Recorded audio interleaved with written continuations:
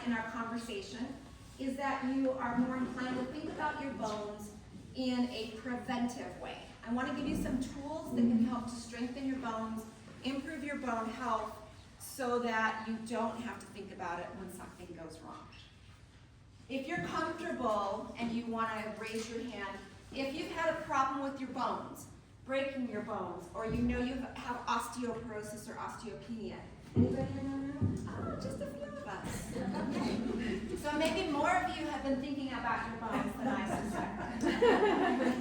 So my name is Nola Peacock. I'm a doctor of physical therapy. I practice over in Jackson, but I recognize a lot of faces in the crowd, and I'm super happy to be here with you today. I am board certified in lifestyle medicine, which is a philosophy of rehab and conventional medicine, where we try to optimize all of the lifestyle habits and routines that we have to help improve our health, prevent disease, and manage chronic diseases like osteoporosis and osteopenia, and everything else, diabetes, heart disease, hypertension, dementia, everything else. So lifestyle medicine talks about optimizing your, your exercise, which we'll talk about tonight, your nutrition, which I'll touch on, sleep, stress, all of the things that we do every day, all day long. As we go along, if you have questions, please raise your hand. I want this to be more of a discussion than me just, throwing things at you. And then at the end, when we wrap up, I'll leave plenty of time for questions and answers. And if you want to reach out to me individually, that's great too. I'm easy to find, nolapeacock@gmail.com.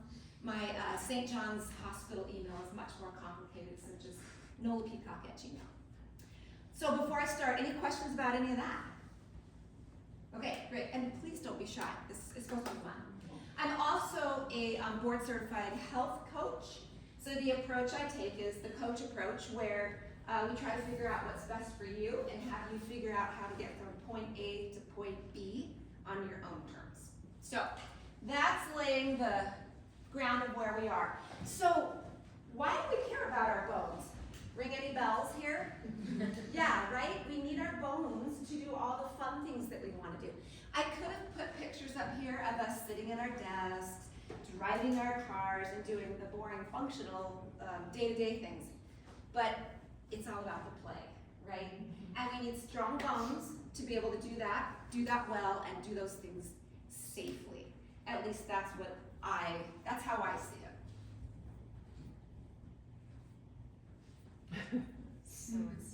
There we go. Okay.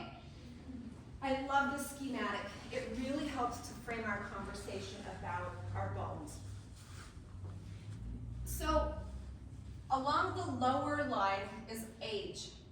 0 to 100. I love that. To 100. Yes.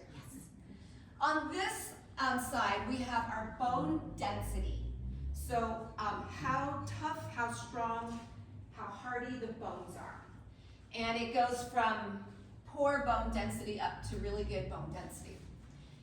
What I want you to take note of is this important piece right here. It's called peak bone mass. When we're young, we're building bone, building, until we get to this greatest point of density that we will ever have. If you noticed in this schematic, here's the peak and it tapers down. So when we're about our mid-20s to the 30s, that's it. When I do a lot of speaking about bones. I'm actually an ambassador for the National Osteoporosis Foundation, and I speak all over the country about bones. It's more fun to be here. And I don't show that slide about skiing and biking. That's not what most of the world is doing. But when I show this to people around, as I'm speaking about this, it's kind of an aha moment. Osteoporosis and osteopenia, weak bones, is really a pediatric disease with geriatric consequences. So when we're in our mid-20s, that's all we've got from a bone density standpoint. Is that surprising, or is that just disappointing? It's disappointing. I know, it really bums me out. And the thing is that we don't do any kind of screening for bone density.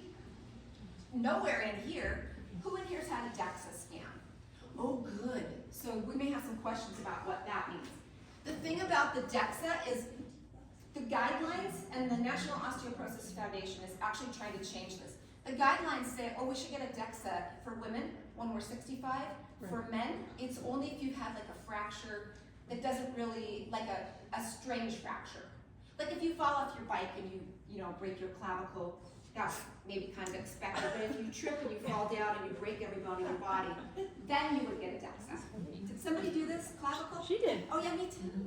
Yeah. Mountain biking? Mountain biking? Yeah. Yeah, me too. Okay, so big problem, right? We're not screening for bone density until we're here, and it just doesn't add up. Okay, so side note, for those of you that know a young person in your life, a child, a grandchild, a niece, a nephew, a neighbor, some annoying kid down the block, tell them to take care of their bones, and I'll tell you how in just a little bit, but have that on your radar.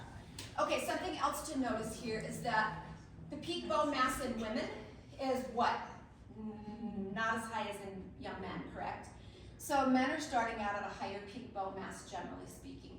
That has to do with hormones. Testosterone creates a lot of potential for muscle mass development, but also bone density. Estrogen too, that's, we're gonna get over here about this estrogen, but that's kind of the difference in here. Okay, so then what happens is as we age, look at the male drift line here. It's just kind of gradual, it comes down, comes down, comes down, and it's still pretty high even into older age. If we kind of draw a theoretical line that goes, you know, somewhere in here, and that's sort of the line that puts us at high risk for fractures, you can see that women are dipping down into that fracture risk a lot sooner than a man would, right? So that's why there are more women in the room here, but honestly, there should be just as many men, because after about age 70, it's pretty evenly split. Men have weakening bones too. So again, tell your friends about that. Okay, so what happened right here? Why is the big nosedive? Menopause. So I just sort of hinted at that when our estrogen, when we have less estrogen circulating, we lose bone density. Bummer, right? Yeah, so that's what happens, and generally about in the first 3 to 5 years following menopause, you can lose a couple of percentage points of bone density each year for the next 5 to 7 years. Yeah, sucks, I heard that. I agree. Okay, so does this kind of give you an idea of what's going on a little bit with our bone density, kind of with natural changes and with age? There are things that can smooth this out a little bit. Medications being one of those things, right? Hormone replacement therapy, or now called menopause hormonal therapy. That can kind of level it out a little bit. There are also, you know, lots of things. Boniva, Avinity, Prolia, Fosamax, all the things. That's not really my world. I mean, I know about these things, but I don't prescribe them. But what's really important to understand is that hormone therapy and pharmaceuticals don't take you from here back up to here. They can improve things maybe a little bit sometimes. Most of the time they just kind of level that out a little bit. Okay. So for those of you that have had a DEXA scan, what's that funny name for the number that we always talk about? The T-score. Yeah. So the T-score, I should have put a schematic up for that. But the T-score tells you what your bone density is compared to a 30-year-old woman, because she's kind of the gold standard, right? So we compare ourselves to that gold standard.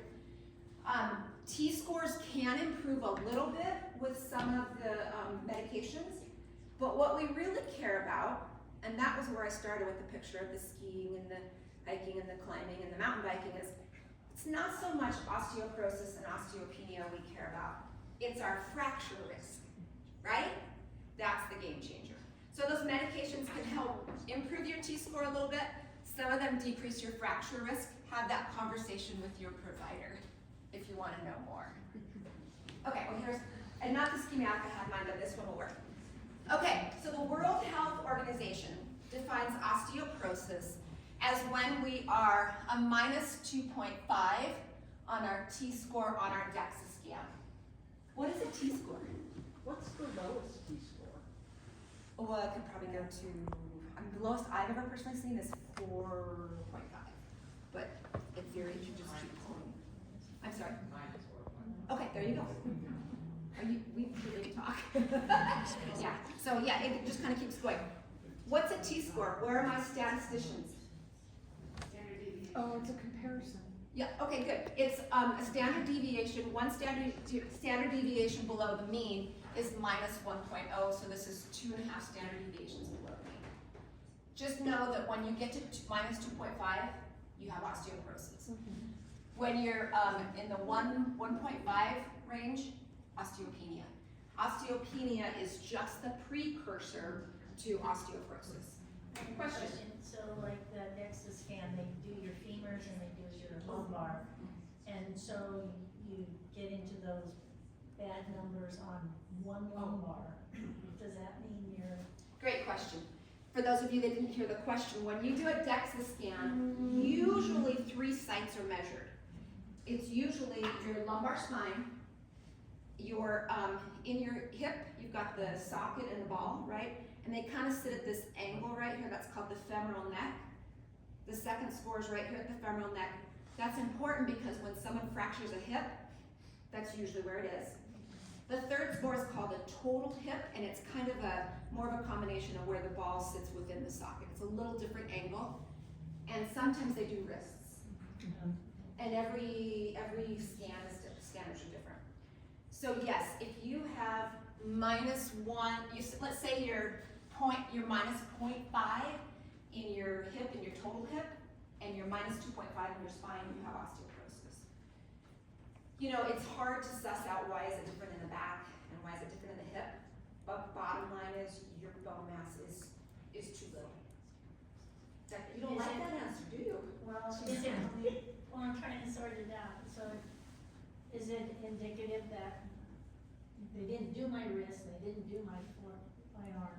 Can I make the assumption that I'm everywhere? Yeah. Osteoporosis is what we would consider a systemic problem, meaning it's usually not just in one place. However, let's say that someone had been in a cast or their arm had been immobilized for several months because of an injury.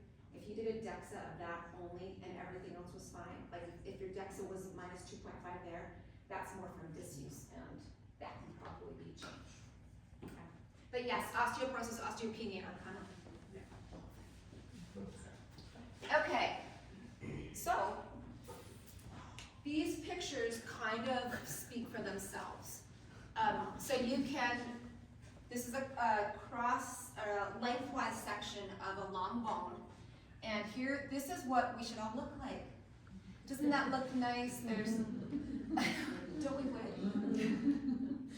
There's plenty of bone material, but there's still space. Why are there still spaces in a healthy bone? Blood vessels. Okay, good. It's a little bit of an absorption thing and it's blood vessels, but it's really about, do you know how much weight, like it would be impossible to move because our bones would be so heavy. Yeah. So it's this fine balance between, the architecture is just this lovely balance of open space and then infrastructure, just enough of each so that we don't break, but also that we can move. So this is what it should be like, and this is a progression towards, I mean, you can, even if you don't know anything about bones, you're like, that's probably not so good, okay? I can't tell, somebody once said, well, is this like minus 2.5? I don't know, this research didn't identify that, but that's not good. Okay, yes? Why haven't I lost weight since I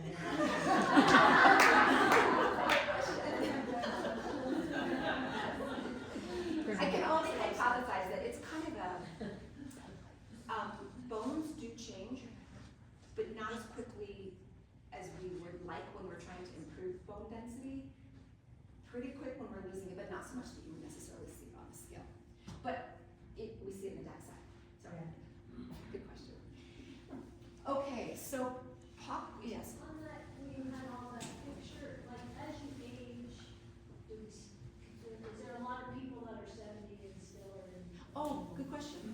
Well, yeah, and the way I can answer that is that T-score, right?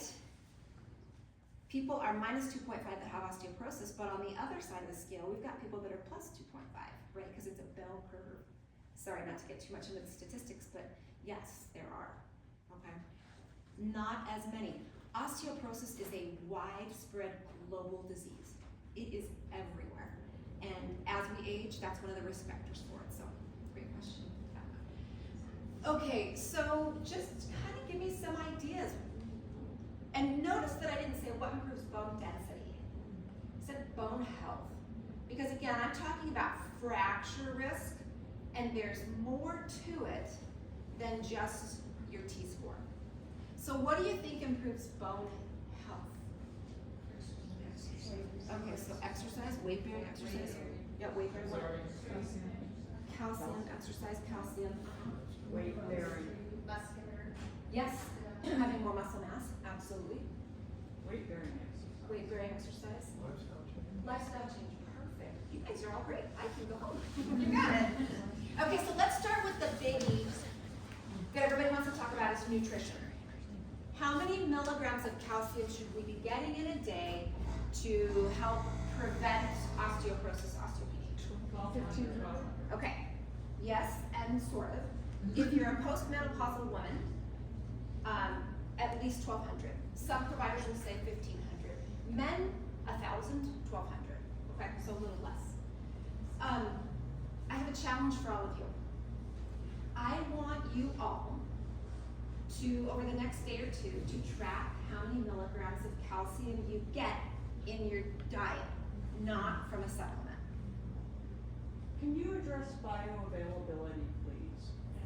Absorption 1,200 or eaten 1,200? Great question.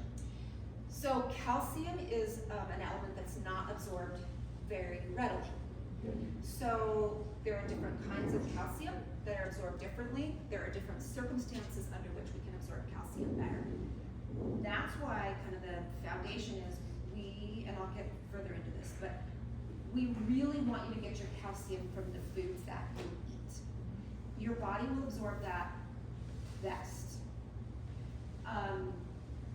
And that includes fortified things, like the almond milk that I drink is fortified with calcium. That's still considered from the food, not supplemented. Okay, so I'm not gonna forget this, I'm coming back to this idea. But I want everybody to just on a note card or on your phone, just jot down. Oh, let's see, for breakfast with my oatmeal, I had a half a cup of soy milk, that's 150 milligrams. Oh, at lunch I had cheese on my salad, that's 200, whatever. Google the stuff, find out what it is. Don't make yourself nuts trying to figure it out, but just kind of pick the low-hanging fruit and be like, dairy alternatives, yogurt, cheese. Now, this is kind of getting to your question. For most people, unless you eat a vegan diet, most people, you can just sort of off the top give yourself about 200 milligrams of calcium from the leafy greens that you eat, the nuts that you eat, and from the other vegetables. So just start out your day. If you know you eat pretty good with the vegetables, 200. If you know you're eating a ton of vegetables, like 8, 9, 10 servings a day, you could probably double that, okay? Now, the calcium content in greens and other vegetables, you can look that up as well. It's pretty low, but it's probably more, it will probably more able to absorb that from like kale and collard greens and cabbage and broccoli, etc. But it's a small amount. So the way the National Osteoporosis Foundation looks at it is it says count it, but don't give it extra points because it's from vegetables, or don't penalize it because it's from cow's milk. It would just drive you crazy. But what I'm wondering is, like, milk is super high in calcium, but it's 30% absorbable. Yeah. Which number am I counting? Count the absolute number. Count the absolute number, because overall you're going to get some that's harder to absorb. Yeah. Count the dairy milks, and some that's easier, like from vegetables. To weigh them all. I mean, you could do that if you want, but just across the board, 1,200 milligrams. Okay. You were gonna ask, or you just? Okay. Don't go with me. I'm just on the front row. Okay, so you will come up short, right? Are you guys thinking you come up short? Yeah. Okay, so then the next question, Okay, I don't either because I really think about it. I work really, really hard to get it, but it's because I talk about it all the time. I probably better try. So then the next question I get is, okay, so I came up short, what do I do? Okay, so do the best you can to optimize your nutrition and, be aware of it, but most people have to supplement. Okay, so I'll give you the kind of the latest knowledge that we have, sort of at a 30,000 foot view. So if you want to take a calcium supplement that's very easy, you get in the stores, it's not expensive, and it's tons of research on it. The elemental form is calcium citrate. The brand name would be like Citracal, but the store brands have the same thing. But when you read on the package, you want to read calcium citrate. The citrate part means that you can take it with food or without food, and it's pretty absorbable, okay? The other most common form of calcium supplement is calcium carbonate, and that's like Tums, that's just other calcium supplements. You have to take that with food. It needs stomach acid to help it digest. Then there are lots of other alternatives like Algacal. Anybody heard of Algacal? Yeah, it's all kind of the rage. So the thing with Algacal is it's fine if you want to take it. My patients personally complain to me that it's kind of pricey and they have to order it or they can't get it, fine. Be a little wary of the research if you read it. Most of their research is funded by themselves. So just, they have a handful of studies that show, they actually purport, oh, the T-scores get better, there's no other things that do this, even including bisphosphonates and things like that. I think it's a fine supplement. I don't think it's evidence-based any different than like a calcium citrate. Make sense? Questions about that? Okay, so that's calcium. But other things that are super duper important for bone health, we're finding out a lot about fiber. And you read so much and you hear so much in the media about the gut microbiome. There's something to it, and it's probably the absorption of calcium. Really interesting study, I love this study, was done with a group of, all the women in the study were over the age of 65, they all had osteoporosis, and they were all postmenopausal. Half of the group were Seventh-day Adventist religion, which are either vegan or vegetarian. And so the way they get their protein is from beans, lentils, soy products. The other group was a group of same women, but eating the kind of standard American diet. So animal sources of protein.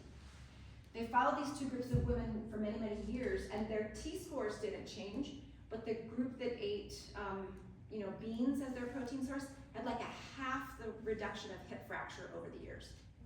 So again, the T-score doesn't say everything, right? Because their T-score stayed the same.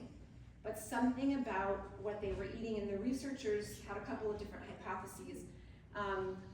They weren't really certain if the reason why this group did better was because they weren't eating meat, or if it was because they were eating beans. Right, that's two different sides of the same coin, I get it. But probably it may have something to do with like the fiber and the gut. So anyway, I think it's a great study. I'd love to tell people about that because I really do think food is medicine, and that's a good example. On that same kind of tangent, anybody heard about prunes? Like prunes for bone health? Okay, so this is the real deal. So, like, oh, the fiber thing. Yeah. So, 4 different independent research studies were done with prunes. Funded not by the prune industry. I guess there's a prune industry, I don't really know. But anyway, they were independent, they were unbiased from like the prune people. I don't know. So, okay, so I have to be honest with you, I have learned to befriend the prunes, but I gotta call them dried plums, right? Okay, so the earliest studies were, I don't know who came up with this idea, but they had these women in the study eat like a lot of prunes, like 10 prunes or more a day. Okay, their T-scores went up and their fracture risk went down. So they're like, what the heck? So then they did other studies where, would 8 prunes do it? Would 6? Would 4? Would 2? And they compared it to dried apples because they're like, oh, it's just the fiber. There's something different about the phytochemical composition of a dried plum. So what was the smallest number you could Yeah, eat? I know. You totally read my mind. I was like, I am not eating 10 once a day. So probably 4 to 5 you can get away with it. So I will eat like 3 in the afternoon with my snack. I don't think I can do 4 or 5. Not because of the fiber, I just don't really love them. But anyway, so beans and prunes. Your new friends. Okay, so those are a couple of things kind of in the nutrition world. There's so much in that. That's a whole conversation on its own. Okay, I should have said what also is not good for bones. Let me give you a couple of things that are not good for bones, and then we'll talk about physical activity, because that's what I think we're really supposed to be talking about. Tobacco, smoking, no good, quit. Period. Alcohol, what are your thoughts? It's not good. Okay, side note, has anybody been following what the U.S. Surgeon General just said last week? No, I'm not. So this is really interesting because about a year ago, Canada came out. Canada had the same guidelines that we had. 2 drinks a day for women, 3 drinks a day for men is considered moderate drinking, right? So Canada came out and said, nope, the research is just too powerful. We just can't keep saying this anymore. So Canada said none or 1 drink a week. That's kind of what they came out with. Yeah. So Dr. Vivek Murthy, who is the U.S. Surgeon General, has now stepped up to this saying, and he's not talking about bones, so you guys are kind of off the hook here. He's talking about cancer. So, and I will tell you, I think this is coming, just mark my words on this one, that I think he'll come out with a statement about dementia. The research is just probably even stronger than it is to cancer. So anyway, but right now, presently, the National Osteoporosis Foundation and the International Osteoporosis Foundation will tell you that for women, no more than 2 drinks a day, men, no more than 3 drinks a day. And by drinks, guys, you know what I mean, right? Like not, yeah, I know, like a bottle of wine is not a drink. Don't try to fool me. Blue and cream?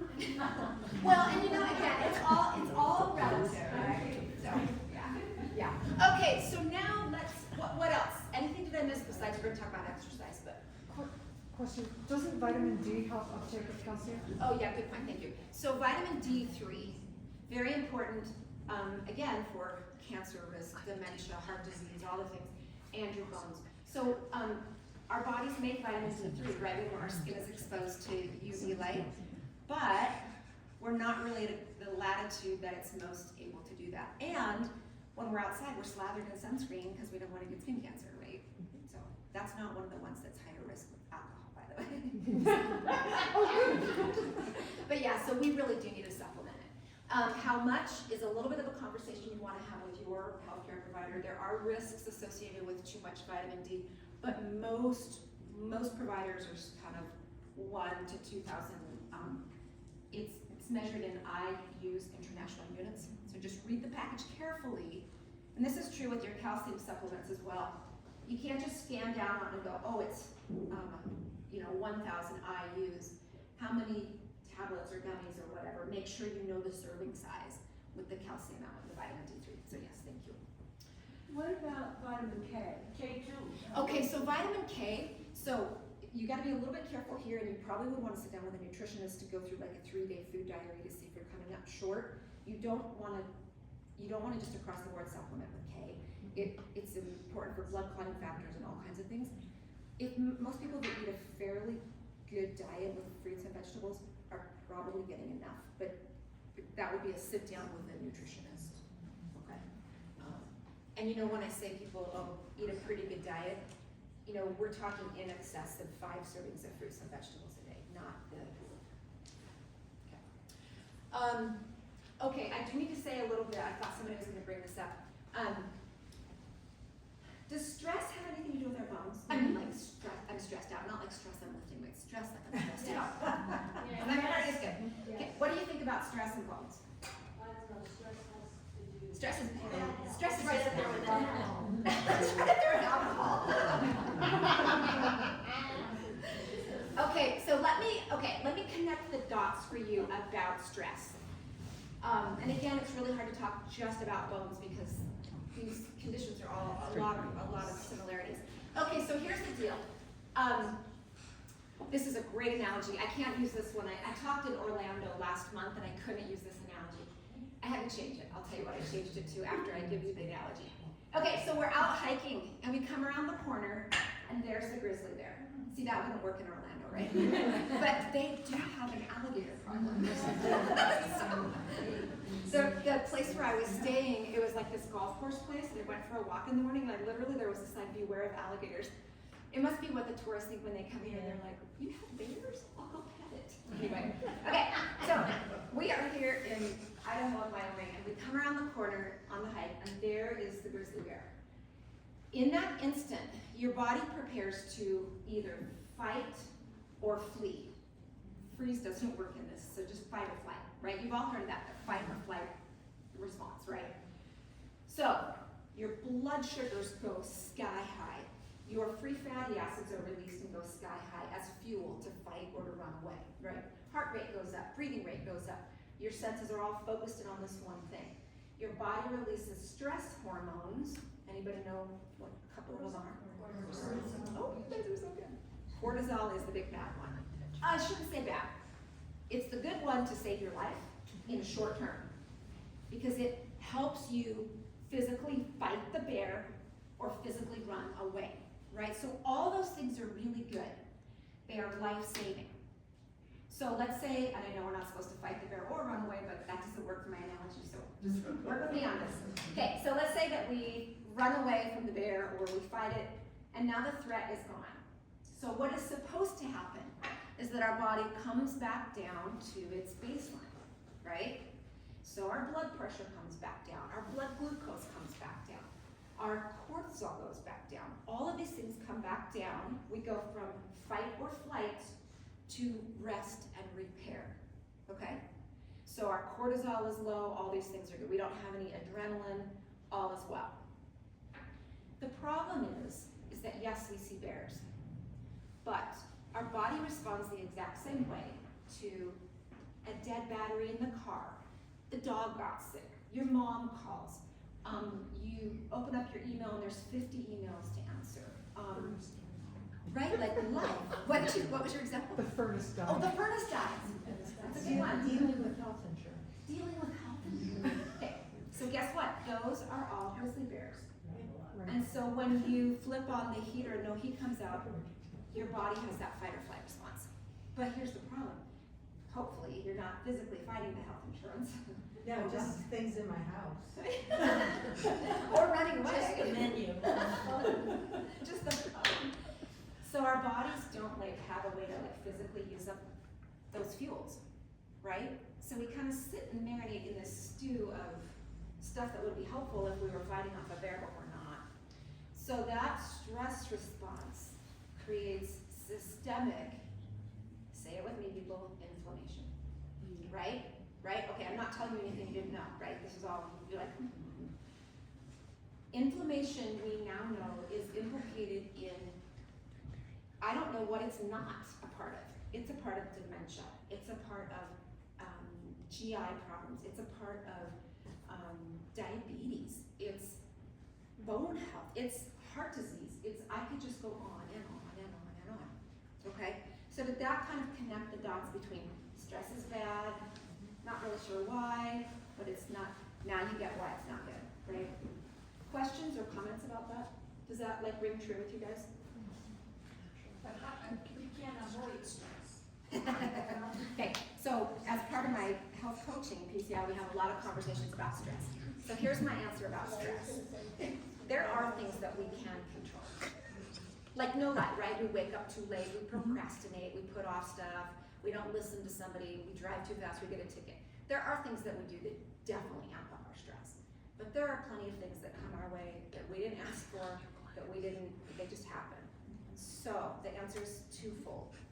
You need long-term stress-reducing activities, and you need in-the-moment stress-reducing activities.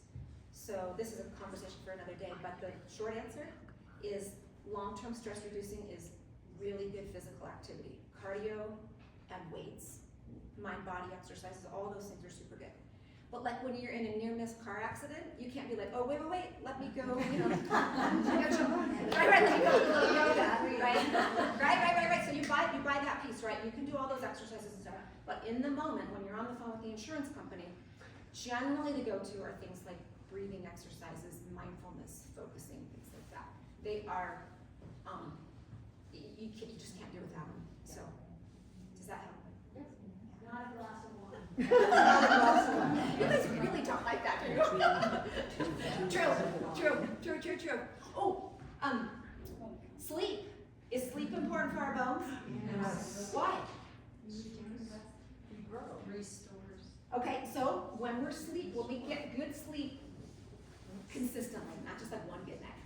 When we get good sleep consistently, that is when our body is in that rest and repair phase, right?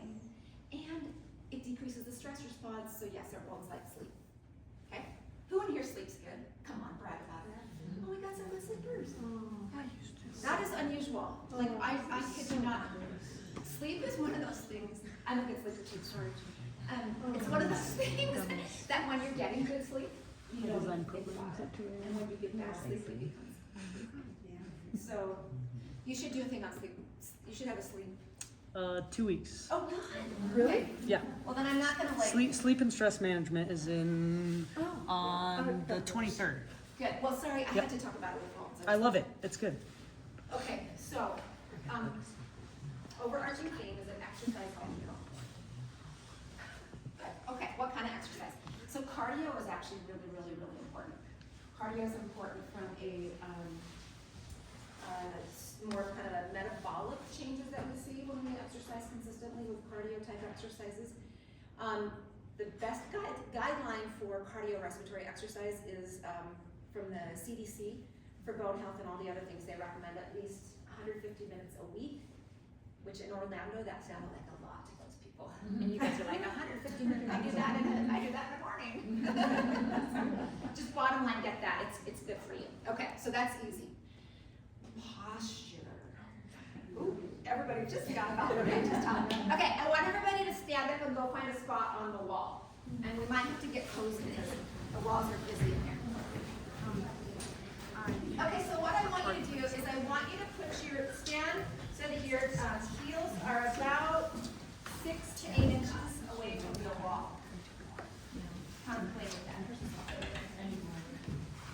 Okay, so you got those feet up against there. Okay. Now, what do you feel on the wall? Okay, your butt, My shoulders. and then okay. And as I said it, everybody goes like this. Oh, in my head. Right? So you guys, your butts are on there, right? That was easy, right? Probably everybody felt your shoulders, right? And then you knew I was going next to the head, right? Okay. This is what I saw most of you do. So here's my butt, here's my back, and then you go, oh, my head's not on there, and you do this. Okay, I want you to come back to hanging out here, and instead I want you to think about translating your head back. Okay? So you guys see this. So if I'm out here, I want you to think about this. You guys watch. If I'm out here, right? I'm going like this. So if you feel like you're making a double chin, you're probably doing it that right. Exactly. Yeah, right? Right, right in here. Okay, why did most of you though go like this? Because that's easier to get the back of your head on the wall, right? But that's not good posture, right? That's like, and you're like, yeah. Okay, so we got the butt, the shoulders, the back of the head. Now, I want you to step away from the wall with that same alignment. You've all just joined the military. Okay, so that is what we consider neutral aligned posture. Does it feel kind of yucky? Yeah. Okay, thank you for your honesty. Yeah, so this is something to work on. Okay, come back and find a spot. Okay, so I'll tell you why posture is a big deal. When we talk about fractures, what do you think the two big fractures are that we fear most when it comes to like osteoporosis? Hip and spine.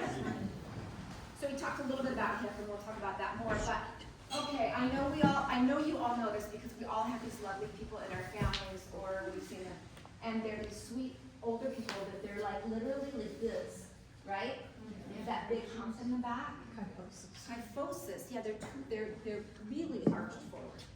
And you know, you look at those people and you think, geez, just stand up straight. You know what? They can't.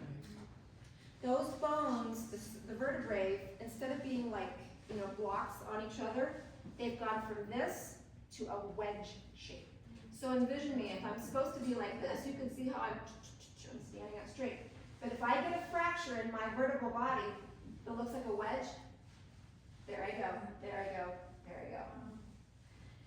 And if those aren't attended to properly, they become fixed and they really can't. Okay?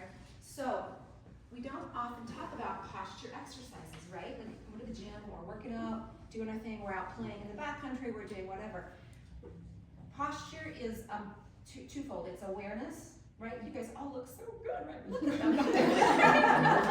Like I'm telling you, you guys are like, yeah. Camp chairs are a little hard to sit up straight. So that's the first thing. But the second thing is then you need to, as you're working with your trainer, or you're working out on your own, or you're kind of creating your own exercise program, you really need to think about things that reinforce the upright posture, right? So lots of like rowing, lap pulls, reverse flies, all of those things that get us from this posture, right? Here we are on our phones, we're eating, we're reading, we're driving, everything's round. We want to do stuff that gets us here. So we want to strengthen back here, and we want to stretch here, right? Okay, Lacey, I love your workout. So there you go. That's my 2 cents on posture. Very, very important. Okay, now you can stay where you are, but go ahead and stand up. Okay, so what we're going to do now, and please be careful with this. What I want you to do is we're going to start with our eyes open, and I want you to pick one foot, and I want you to stand up. Okay, so not yet. I'm going to time you. Okay, so you have to be honest, and when you put your foot down, I want you to sit down. Like, so if you're standing, you're like, whoa, sit, and you're out. Okay. Okay, so are you ready? Question? Yes. Can we go back, take our shoes off? At home you can try it. I just did it at home, because Washington Post had a how fit are you? And this is part of it. And this was one of them. This Good. was the first question. Well, How then you long? can compare if it's better. It should be better without it. Okay, so are you guys ready? Yeah. Okay, so ready, set, go. And your neighbors are watching you. If you put your foot there, sit down. Did you say how high? No, you can just hover.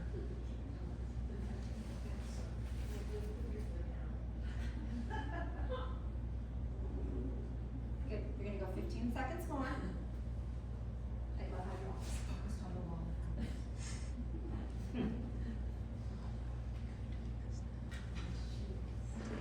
Also has that neurofeedback. It totally does. And stop. Okay, pretty good. Now, here's the tricky part, but please be careful with. Okay, so here's the thing. Did you? And you probably didn't notice because you were so focused on what you were doing. But you guys, every single one of you were like, I got my spot on the floor, and I am like. Now, and my physical therapy friends and training friends in here know that as soon as we ask people to start doing this, they're like on the floor. So what we're gonna do is you're gonna pick up your other foot because you chose your dominant foot. Okay. Okay. So when I say go, you're gonna pick that foot up, and then I'm gonna say to you, look to your right, back to the middle, look to your left, back to the middle. Okay. Please don't. And I'm gonna see how long it takes you on that. Okay. So ready, set, go. So one foot, you can look forward. Look over your right shoulder. Back to the middle. Look over your left shoulder. Good. Back to the middle. Look down at your feet. Good. Back to the middle. Good. Look up. Back to the middle. Look up. Back to the middle. Good. Right shoulder. Quick. Middle. Left shoulder. Good. Middle. Look up. Quick. Look down. Quick. Right. Left. Okay, good. You guys can sit. You guys did great. And nobody well, I knocked anybody else. Okay. So one of the markers for longevity. Anybody doing much reading these days, or longevity is like a buzzword right now, right? Like podcasts everywhere, books everywhere about longevity. One of the markers for longevity is balance. Is that what Washington Post taught you? Yes. Okay. So I'm happy when someone can stand on one foot and and look around for 30 seconds, okay? Yeah, it's a lot, but here's the thing, you guys think about it, we're an active community. What is covering our streets and sidewalks and pathways right now? Right, stinking ice, right? So balance is really, really important. What in the world does balance have to do with bones?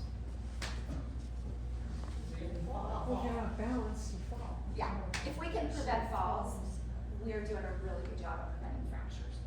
Some fractures, especially compression ones in the spine, are more spontaneous or happen with lifting injuries or whatever, but if we can prevent falls, I'm telling you, why do we care about hip fractures? What's the big deal? Well, they hurt, they totally hurt.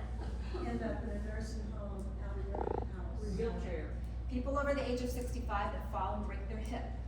Some studies indicate that up to 30% of those people will die within the next year. And it gets worse the older you get. Yeah, why is that? Why would I die if my hip is? It changes everything. Like, you go from a mobile, strong, steady on one foot person to somebody who's maybe in a nursing home or long-term care, can't do what they wanna do, and it turns into this downward spiral and sets us up for something that we call frailty. And frailty is a clinical term for exactly what it sounds like. It sounds yucky, right? We walk slow, our muscle mass is depleted, our balance is crummy, all those things.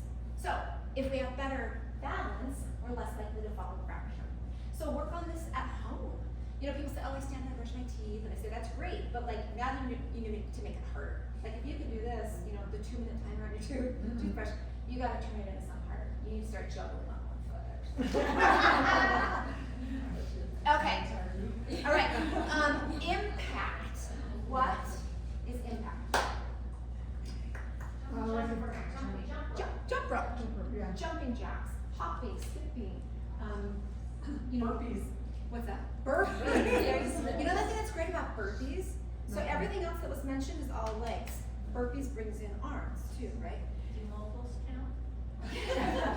Okay, so yes and not for always. Like, people say to me, well, I run, so like, isn't that impact? Why do I have osteopenia if I, run all the time? It's gotta be kind of slightly more than you're used to. Like, again, with the balance, we gotta make it harder. Impact, we kind of have to keep it harder as well. But yes, mobiles that's a great example of that type of impact. But yes, hopping, burpees, jumping jacks, those things are super good. Drop jumps from a small height. But I didn't ask who had osteoporosis in here or osteopenia. But if you know you have a low bone density thing, please don't go home and start jumping off of a bench. Okay? This is something that you could actually fracture yourself by just jumping from a height, right? People fracture their backs skiing mobiles, right? So start small, build up. But I have all of my patients eventually get to where they're doing little drop jumps or bigger drop jumps, okay? So very, very key. The National Osteoporosis Foundation did a fun initiative a couple years ago when they were asking people, the challenge was to do 50 jumping jacks a day or something. And there's some good research to show that 50 one-legged hops is very good for our bones. Interesting study that they had people jump on one leg but not the other, and then they did the DEXA scan on side to side, and it was different on the side that hopped.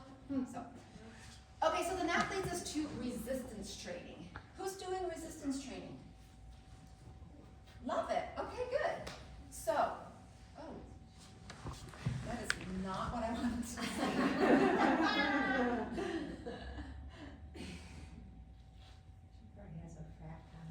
Oh, here I did this. Okay, now I'm gonna. It's all spreadsheeted. Okay. So this looks like a really boring some kind of sentence paper thing. Okay, I'm gonna walk you through this. This is the slide that everybody always wants from the slide deck that I show. And if you want it, Lacey will give it to you. Okay, so we have this cute little thing in the exercise world, the exercise prescription, right? And we call this the FIT principle, F-I-T-T, fit like fitness. Frequency, F, intensity, time, and type of exercise. So I'm gonna let you know, so it's my job to stay current on what the research tells us is best for our bones. So I spend a lot of time in the research and in the literature really trying to figure out, okay, what can I take from the research that I can tell my patients to do that I know will help their bones, okay? So I'm not making this up, this isn't my research, but this is what the science tells us. So when it comes to resistance training, we need to do it 3 times a week. I should take the 2 off there, but there are some studies that get away with 2. We really have to be doing probably 3 or more days a week of resistance training. Our bones need a lot of stimulus to change, to respond to what we're doing. And doing a strength training session once a week, it's not enough. Twice a week probably kind of maintains where you're at. So 3 or more. That doesn't mean you have to come to a gym, and we'll talk, I mean, Lacey, they can come to your gym. But we'll talk about different things that you can do. But I want you to know it's kind of like with the alcohol thing, I'm just gonna tell you what the science says, I'm not gonna sugarcoat it, and then you can decide what you wanna do with it. Okay, the intensity, how hard? Okay, this first little bit isn't gonna make a lot of sense, but I'll give you another slide that will make more sense. It says carefully progress to 75 to 85% of a 1 RM. Okay, a 1 RM is a 1 repetition maximum. It is the most amount of weight that you can safely, with good form, lift once. So let's say you pick up a dumbbell and you can do a bicep curl once with a 20-pound weight. Okay, and you simply cannot do 2, you just can't. That would be your 1 RM. So the training load that you want to do is 75 to 85% of that 1 RM. And you're thinking, I'm not going to do math here. So let me make it easy. Here's your cheat sheet. Okay. Okay. So here's 75 to 85% of your 1 rep max, right? This correlates to the number of reps in a set. So easy peasy, here we go. 75 to 85 is between 6 and 10 reps. So if you go to the gym or you go to the senior center to do a class, or you've got a great YouTube video at home, or you're doing whatever, and you're picking up 3-pound weights and you're doing like 20, 50 repetitions, that's great for endurance and that's good for other things potentially, but it's not going to change your bone density, period. Okay, I'm going to let that sit for a sec. Does that make sense? Yes. All day long, I spend all day long telling people we've just got to lift heavier weights. People push back about it, they don't want to do it, but we have to provide more stimulus to the bone for it to go, oh, this is hard work, I need to get stronger. Okay, how do you guys feel about that? Yes? Have you percent your, I mean, like, I know, like body fitness, or that kind of thing. Yep, excellent question. Oh, can I go back? Yeah. Lacey's gonna take us back a notch. Yes, so that's why it says carefully progress. You may need to start out doing a low weight and 15 repetitions until you have perfect mechanics and your body is like getting stronger, you're responding. So don't walk into a gym and pick up, you know, a big, huge, and be like, oh, now I dislocated my elbow. So yeah. We don't need that kind of business. So that's very, very good point, is that we want to carefully progress. But I would say that a lot of patients I see, they're in that, you know, very, very low weight, very high repetition range. And I love that they're doing something. It makes me so happy that they're picking up weights. It makes me just giddy. But we gotta make it harder, okay? So I want you to think 6 to 10 reps, right? So the higher the weight, the lower the reps, the higher the repetitions, the lower the weight. Or did I say that right? You said it wrong. Did I say it right? Yeah. Oh, you know what I mean. If it's heavy, you're gonna lift a fewer repetitions. If it's lighter, you can go longer, okay?